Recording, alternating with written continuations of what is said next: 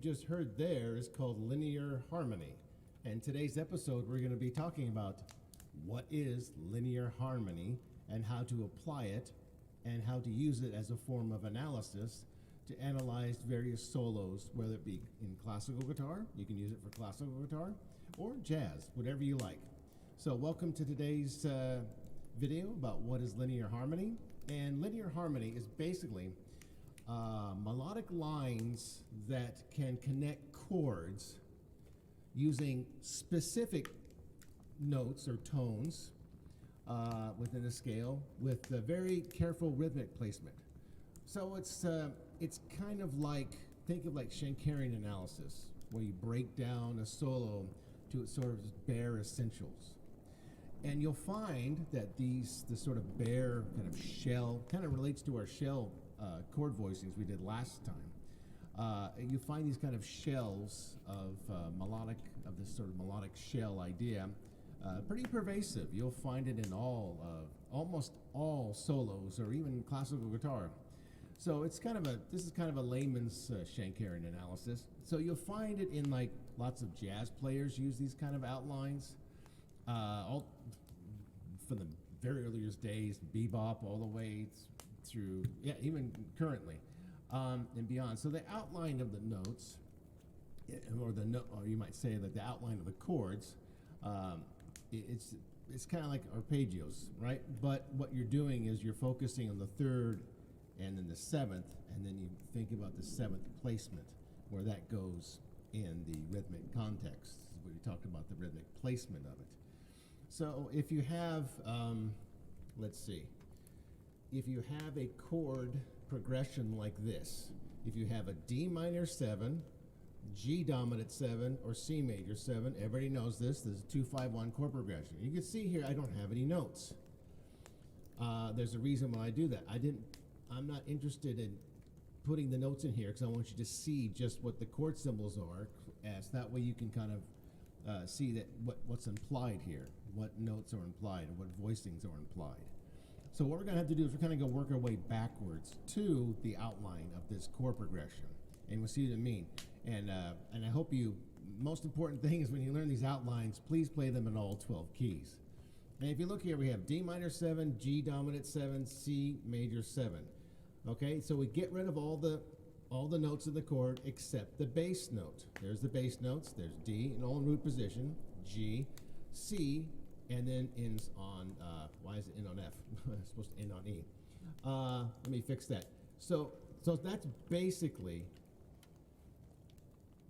what you've done there. Again, there you go. What the heck that's doing there? Oh, I'm sorry. Okay, that's correct. So basically what I'm showing you here is these bass notes, D, G, C, right? And so in a jazz band, the bass player is going to be playing mostly these notes. And that's not what we're going to be focusing on. We need to kind of break this chord progression down to its bare essentials. And so we have the bass notes here that you don't have to worry about the bass notes when you're doing these outlines. When you see these outlines in different solos, or jazz solos or classical guitar, you're not really looking at the bass line. You're looking at the notes, the essential notes, the important notes of the outline of the chord, right? So let's put aside the bass notes and let's go down to break it down even further now. Now we go down here. And you see what I've done. Actually, I didn't want to go down. I want to go up here to D minor 7. You see D minor 7. That's not without the bass note. There's D minor 7. There's G7, and there's C. What note is that? That's the third.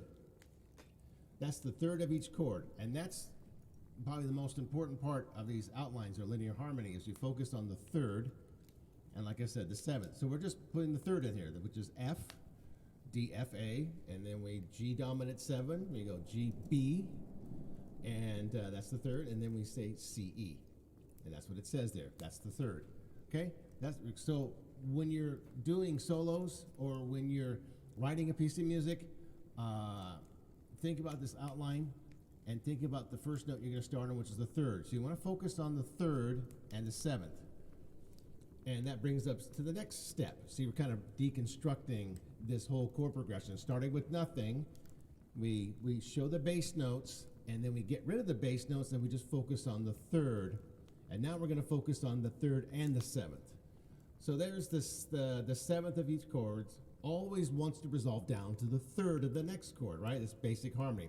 So this linear harmonic way of analysis, Schenkerian analysis, is that you got the third, and it goes to the seventh down to the third of the next chord. That just follows kind of basic Schenkerian analysis too. So that's pretty much what Schenkerian analysis does. It breaks down to its bare essentials. But bear in mind, we're talking here about tonal harmony. We're not really breaking down other kinds of like modern music, or even like maybe like 12-tone roads or anything like that. You can still break them down to sort of some kind of bare essential-ish a little bit. I don't want to get into that. Today we're just sticking with tonal harmony and focusing on the third and the seventh and down to the third. You can see there's F, there's the third, there's the seventh of D minor 7, C, and it goes down to the third of the next chord, G, and then it goes down to seventh, and it goes to the third. So you basically have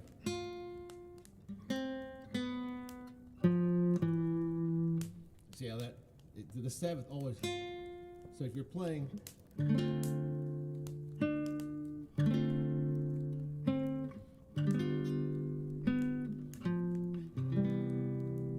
see how that works? Okay, so that's pretty cool. So next we're going to show you what it looks like in a harmonic setting with the bass notes. I kind of add a little, you can add a little bass line in here if you want to. And basically what that looks like now when you add the intermediate notes now, the intermittent notes, you have the third, you still have the third, then you have the seventh, then it goes down to the third, the seventh. All we added now are the notes in between it, are just the diatonic notes connecting from the third to the seventh, down to the third, and then from the third all the way to the seventh. So you basically have.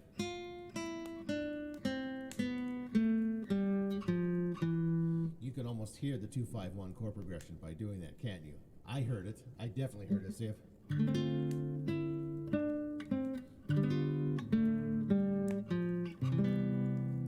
And like I said, the seventh always has a tendency to want to go down. So of course we added a bass note. And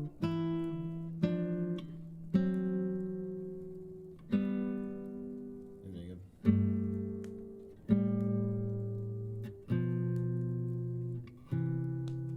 See? It just falls right in place. So all these notes are having they're outlining the chords, and they're doing what they naturally supposed to do, the natural inclination from the seventh down to the third. Okay, so moving on now. Here's where we get. Now this is the basic outline of the chord here, right? So now we're going to variations now. For some reason my basic one is missing. No, it's not. It's right here. All right. So what we have now is the same chord progression, the same line, F, E, D, C, B, A, G, F, down to E. We have the same exact line, but we do something a little bit different, a variation. We do octave displacement. So it's the same notes. Instead of going F, starting the third up here, you're just doing F.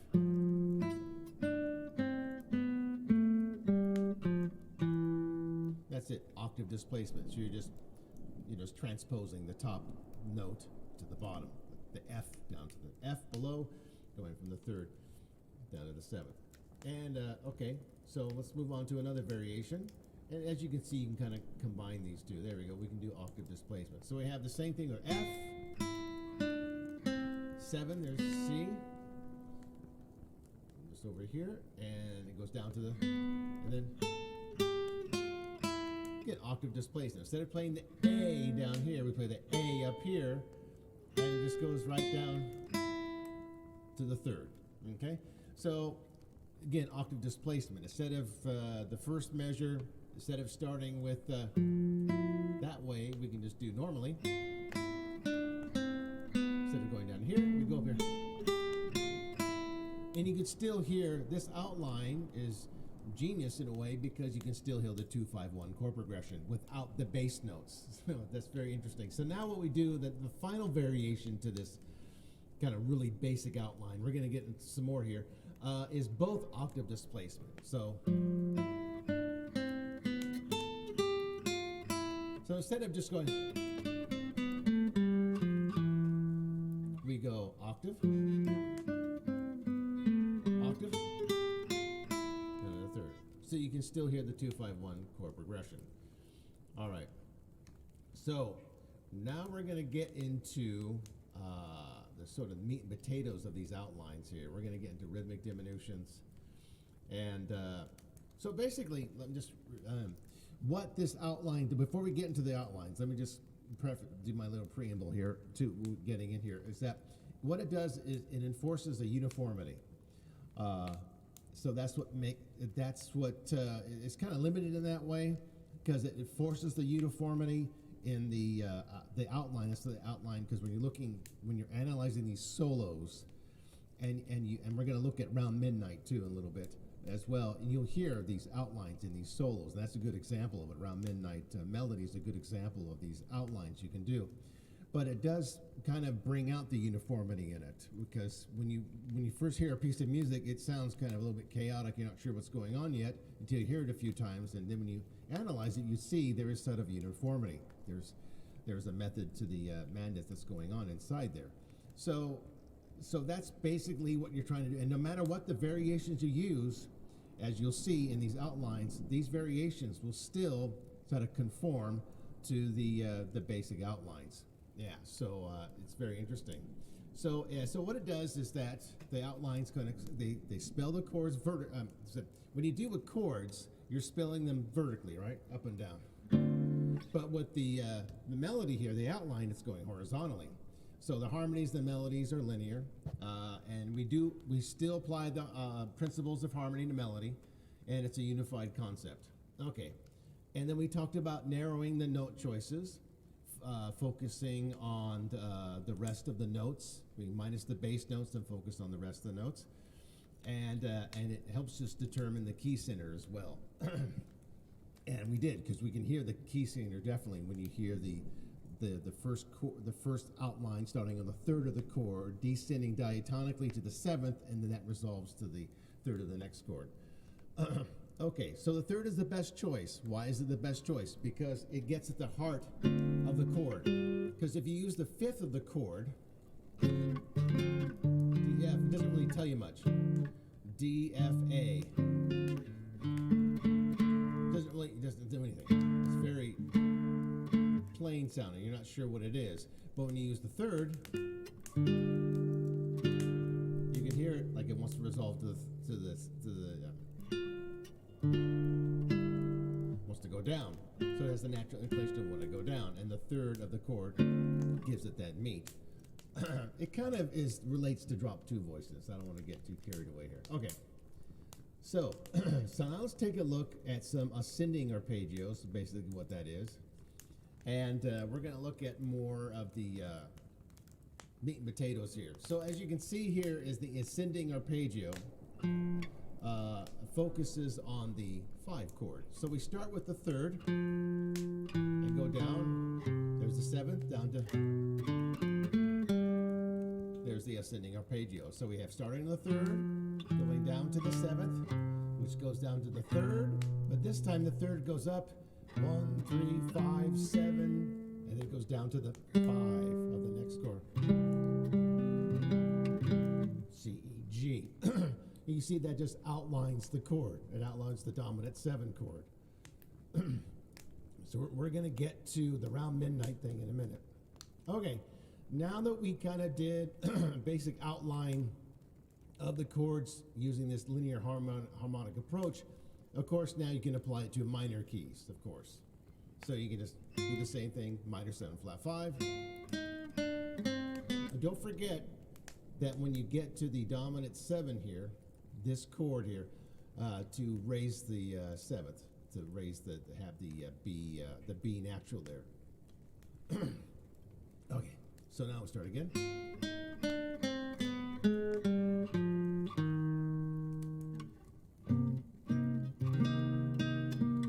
So the first chord, and it follows that outline. starts on the third, goes down to the seventh, and then the raised seventh, B natural, A flat, G, F, the seventh, goes down to the major second down to E flat instead. Okay, so basically what I'm doing is doing the outline again, but this time I'm doing the outline in a minor key. So we do another outline to here.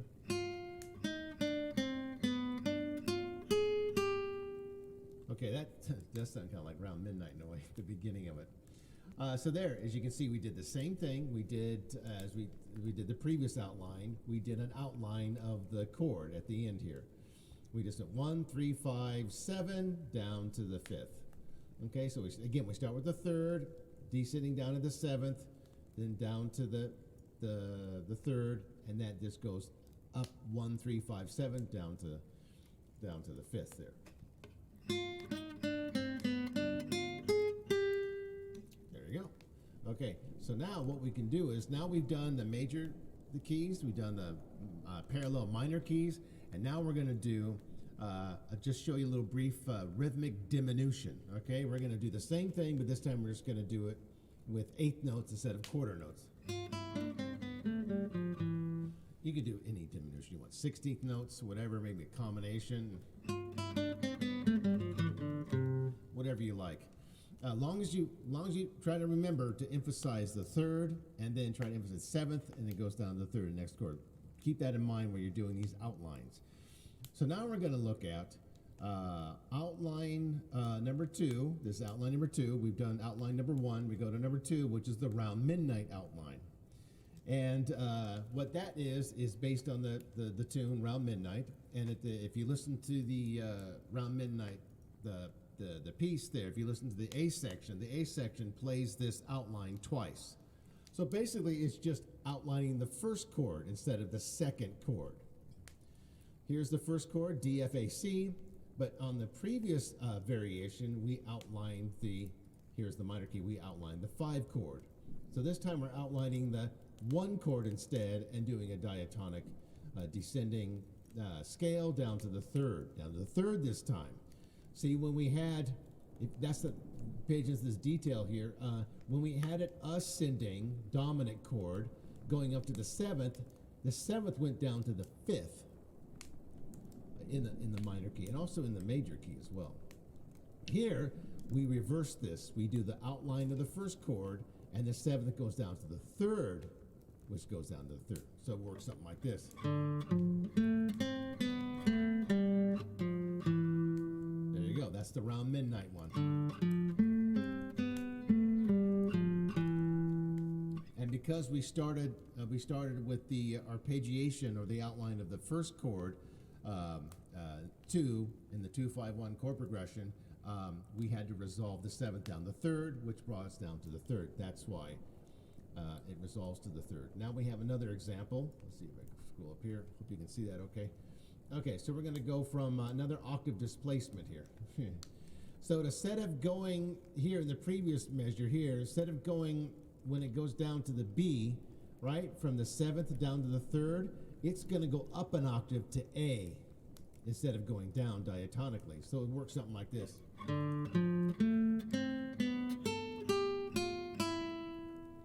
show you that. There it is. See, it goes up an octave to A. So so we're doing exactly the same kind of procedure as we kind of flesh out these outlines from these melodies that we're hearing all the time. And you might find a lot of these outlines. You can see how you can create all these kind of really cool variations of that as you kind of flush out your melodies you're listening to, or you're practicing, or you're writing, or you're playing, and you'll find there are some basic outlines there, and they will hopefully follow the standard harmonic procedure. But we're talking about tonality. So now we're going to do one last outline, or one last example of outline number 2. Again, we start with D, F, A, C. So this time we outline the first chord and we outline the second chord, and see how it goes. Starts from the root, 3, 5, 7, and from the 7 we go down to the 3rd to the next chord, which then ascends arpeggiatically to D, F, A, down to G, down to the fifth again. See, that's the thing about the 5 chord, is that if you're going to start with the third of the chord, G, B, you're going to have to go to a B, D, F, A to the 7th, and it's going to have to resolve down to the 5th of the next chord instead. So keep that in mind. If you're starting on the 3rd and you're going to arpeggiate the chord up to the 7th, it's going to come down to the 5th of the next chord. So we have G. That's not the 7th. We have B, D, F, A. That's the 9th, which goes down to the. Now I made a mistake. It was the 9th. So yeah. So it's going to start on a different note. It's going to end like it should. The 3rd is going to go down to the 7th, and it's going to ascend all the way up to the 9th, and the 9th is going to resolve down to the 5th.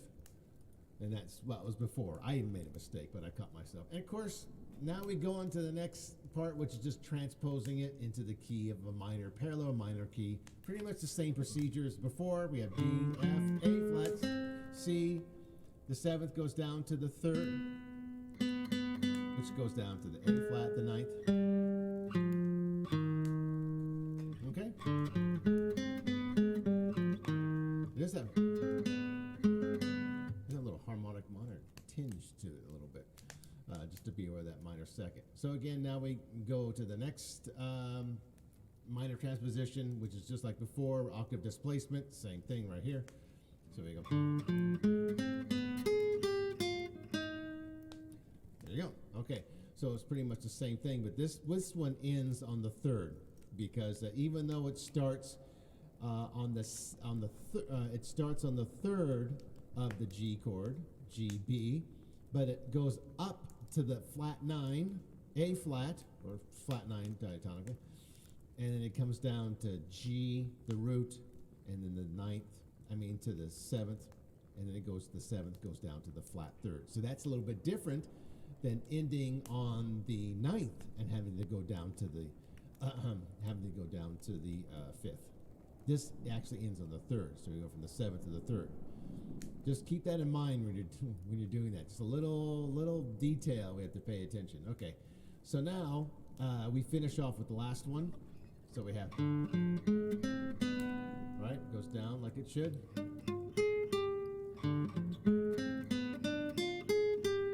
So again, it's just outlining the chords, but in a minor key this time, just like the last variation of outline number 2.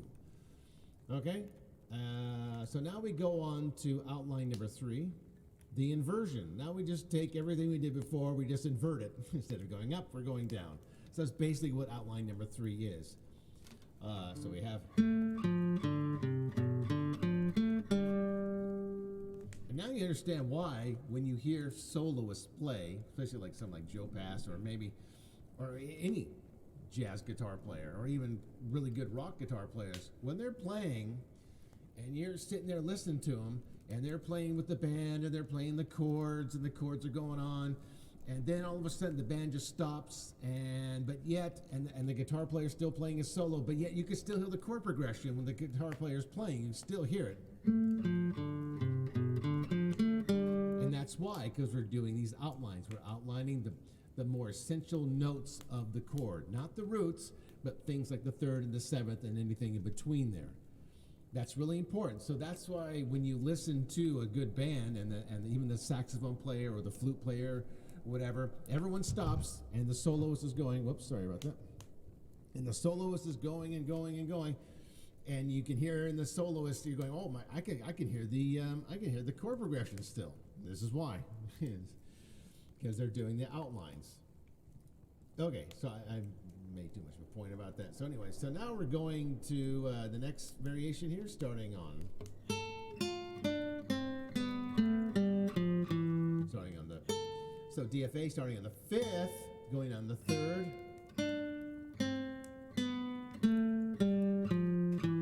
and it does everything it should. It goes down to the 7th, it goes down to the 3rd, and then it goes down to the 7th, down to the 3rd. Now we do the same thing, octave displacement, but this time in inversion.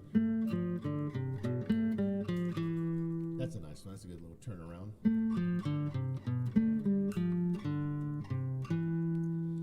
Okay, and finish off here. Now we go to the minor version. The minor version of,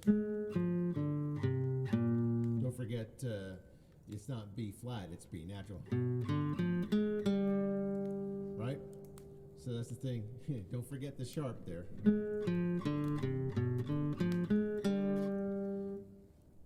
No, okay, so now we finish up with the, we got a couple more to go, and then we're going to listen to Around Midnight a little bit and talk about that.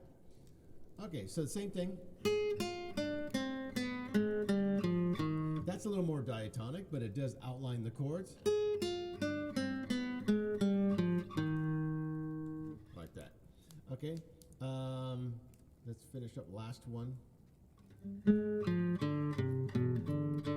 Okay.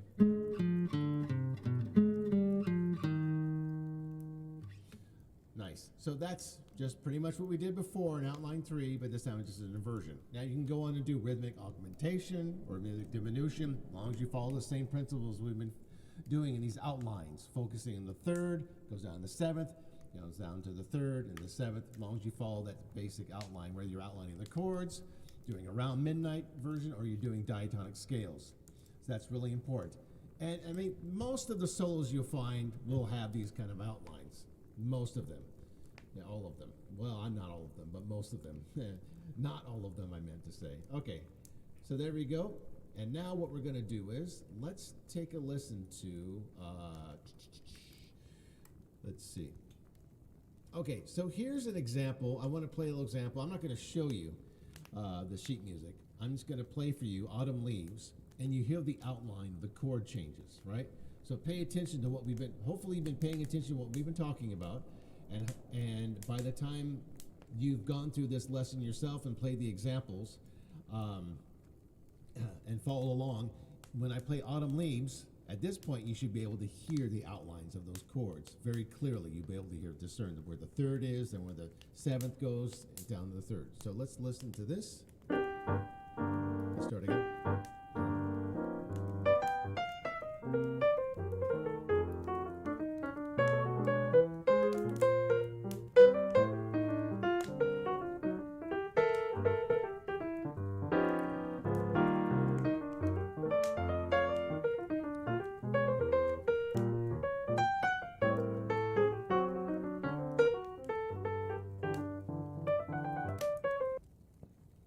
Okay, so starting off. So that's what I hope you'll take away from today's lesson, is that you'll be able to discern the listening to the outlines of these chords. You'll be able to hear the chord changes. Now, even without the bass notes, you very clearly you can hear them now, because you understand now how we can how we, analyzing all these solos from past jazz players and even classical music too, we can extract this sort of uniform outlines. Not always the case. Remember, we're just dealing with tonality. So listen again at the beginning, and you hear the outline of the first chords. There it is. He's focusing on those really important guide tones, you might call them. So it's starting on a C minor 7, E flat, F. We have F dominant 7, E flat, and then we have A, B minor 7 with the A in the bass, and then D, and equals D. So those are the target thirds. So that's what we've been talking about. So hopefully you hear that in Autumn Leaves. He's targeting the thirds, which hopefully resolves to the 7th. He targets the thirds, or maybe goes up to the 9th. It comes back down to the 5th.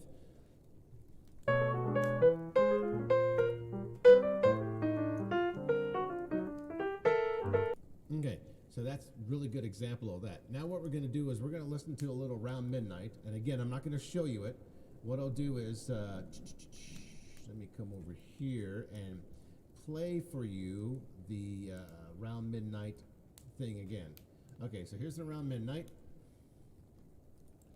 So I'll make sure I demonstrate that so you can. That's the basic bare bones. You can play it anyone.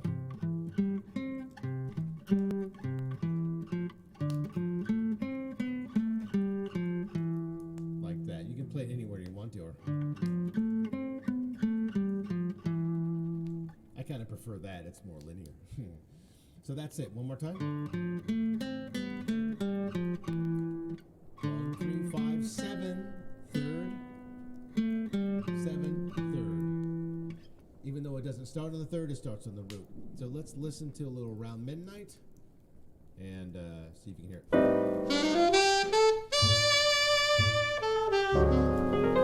That's the first time. Did you hear it?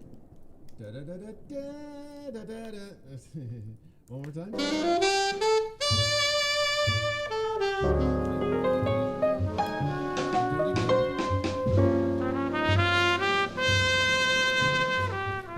There you go. That's it. That's Around Midnight. See, now you're going to start to hear this everywhere now, everywhere you go, in total music, okay? In total music, not art music or anything. So there's the Around Midnight outline. So we've covered Autumn Leaves. We talked about how you target and you focus on the thirds. And then Around Midnight, which is just the outline of the chord, and it does resolve where the seventh should resolve. Okay. So now, I think that should do it for today. I think, yeah, that we've covered everything in terms of linear harmony. Let me just close this out. Okay, so to backtrack, linear harmony is a concept, right, where there are melodic lines that are connecting chords from one chord to another. Stop hitting the camera. And we use very specific tones, targeting the thirds, with careful rhythmic placement, the seventh coming at the end of the measure, somewhere at the end, offbeat, and then resolving to its third. So it's a Schenkerian analysis approach, 1, 3, 5, 7, or 5, 3, 1, 7, 3, et cetera, et cetera. And these lines are embellished on, like we've been talking about, rhythmic diminution, rhythmic augmentation. And there's tons of examples: Charlie Parker, Clifford Brown, Tom Harrell, Freddie Hubbard, Cannonball Adderley, I think I said Bill Evans. I know these, Sonny Rollins, etc., John Coltrane, etc., Pat Metheny, Al Di Meola, even Yngwie Malmsteen. If you listen to his stuff, he's outlining the chords too. So the lines maintain a connecting function to the chords. So I just want to reiterate that, and it's part of the basic sort of jazz language and also classical language too. So you might want to check out some Schenkerian analysis. So entire solos could be, flushed out to these basic outlines. Yeah, so it does have its good points, not taking away anything bad. The only negative, it does enforce sort of uniformity, but that's okay. That's how you kind of want to start off anyway. You want to start off kind of with a uniform idea and then expand out, use that as your point of departure and go off to other directions, whatever you like, but as long as you can have the basic outline of it. So you can see how you can create an outline, flush it out, and create something bigger and more grander out of it. Let's see, anything else? Oh, good voice leading. Okay, so that should do it for today's episode, or this week's episode. And the next one, I'll see what I'm going to cover. What I've been doing here is I've been creating one video per week, and I like this format. I can spend a little more time flushing out these ideas and spending more time doing research, so it's good. So let me know if you like this kind of new format of just doing a video a week, and so I can spend a little more time on the topics rather than just doing a little daily tip that kind of doesn't really serve any purpose, so it's better to do this. So let me know in the comment section down below if you like this format or if you like any other of the videos I've been publishing. Yeah, don't forget to like and subscribe and do all the other stuff that people normally do if they like videos or these kinds of videos. So I hope you enjoyed it today. Let me know in the comment section below if I missed anything, if I've got something wrong or whatever. I want to hear feedback, more feedback from you guys. So that's it, and we'll see you in the next video. Bye-bye.